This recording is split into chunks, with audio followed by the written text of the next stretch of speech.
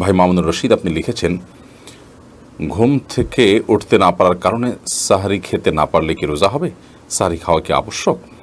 যদি রমাদান মাসে কেউ ভোর রাতে সাহারি খেতে ওঠার সুযোগ না পান, এর মধ্যে ফজরের ওয়াক্ত হয়ে গেছে, অর্থাৎ সাহারি খাওয়ার কোনো সুযোগই তিনি পেলেন না, তাহলে সেই ক্ষেত্রে তার রোজা হবে কিনা? উত্তর হলো তার রোজা হয়ে যাবে, তার সিয়াম হয়ে যাবে। এবং তিনি যদি কোনো কিছু না খেয়ে থাকেন, না পান করে থাকেন, অর্থাৎ সবে সাদিক থেকে নিয়ে, তাহলে সেক্ষেত্রে আলহামদুলিল্লাহ তার রোজা বিশুদ্ধ হয়ে যাবে।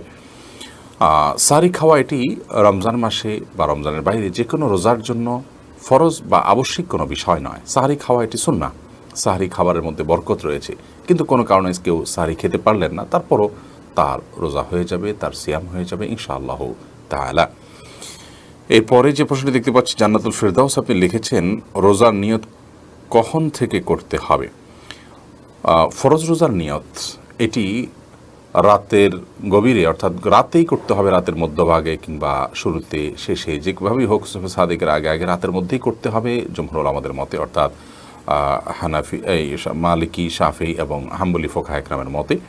তবে ফোকাহে আহনাফ এর মতে দিনের বেলায় দ্বিপ্রহরের আগে আগে নিয়ত করলেও কিন্তু রমজানের ফরজ রোজা আদায় হয়ে যাবে।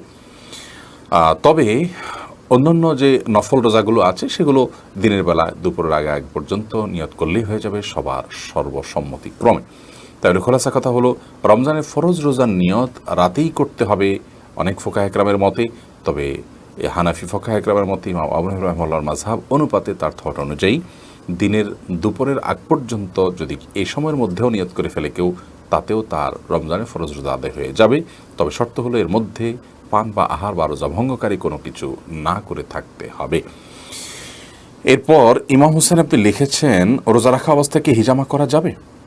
রোজা রাখা অবস্থায় হিজামা করা যাবে কিনা, হিজামা করলে রোজা ভঙ্গ হবে কিনা, এই বিষয়ে কাপিং থেরাপি বা হিজামা যেটাকে আমরা বলছি, এইটিকে এ বিষয়ে ফোকাহে ইকরামের মধ্যে দুটি মত রয়েছে। বেশিরভাগ ফোকাহে ইকরামের মতেই হিজামা করলে রোজা ভঙ্গ হবে না, কারণ আবু সাঈদ খুদরি রাদিয়াল্লাহু তাআলা বর্ণিত সেই প্রসিদ্ধ হাদিসটি থেকে আমরা জানতে পারি, নবী করিম সাল্লাল্লাহু আলাইহি ওয়াসাল্লাম রোজা রাখা অবস্থায়, সিয়ামরত অবস্থায় তিনি হিজামা গ্রহণ করেছেন। অতএব এটি রোজা ভঙ্গ করবে না, এটি হলো জমহুর উলামা ইকরামের মত। যদিও ফোকাহে হানাবেলা বা আহমদ ইবনে হাম্বল রাহিমাহুল্লাহর যে থট, সেই থটের অনুসারে উলামা ইকরামের কেউ কেউ, যেমন ইবনে তাইমিয়া রাহিমাহুল্লাহ, ইবনে বাজ রাহিমাহুল্লাহ, ইবনে উসাইমিন রাহিমাহুল্লাহ সহ অনেকের মতেই যদি রোজা রাখা অবস্থায় কেউ হেজামা করেন তাহলে তার রোজা ভঙ্গ হয়ে যাবে। এবং এক্ষেত্রে তারা সেই হাদিস দিয়ে দলিল দিয়ে থাকেন, যে হাদিসের নবী আলাইহিস সালাম বলেছেন, আফতার আল হাজিমু ওয়াল মাহজুম। সেই হাদিসের অনেক ব্যাখ্যা, অনেক বিশ্লেষণ, অনেক আপনার জবাব প্রথমত উলামা ইকরাম দিয়ে থাকেন। যাই হোক, তো খোলাসা কথা হলো যে জমহুর বা সংখ্যাগরিষ্ঠ উলামাদের মতে হিজামা করলে রোজা ভঙ্গ হবে না। বেলাল হোসেন আপনি লিখেছেন, জীবনের অনেক রোজা কাজা রয়ে গেছে, এখন কি আমি আগে পেছনের রোজাগুলো কাজা আদায় করব, নাকি এই রমজানের রোজাগুলো আগে রাখবো? দেখুন, জীবনের যদি অনেক রোজা আপনার কাজা হয়ে থাকে ইতিপূর্বে, তাহলে সেক্ষেত্রে সে রোজাগুলো এই রমজানের আগে আগে আপনার রেখে ফেলা উচিত ছিল, কর্তব্য ছিল। এখন তো রমজান চলেই এসেছে, অতএব এই রমজানের রোজাগুলো আপনাকে রাখতে হবে।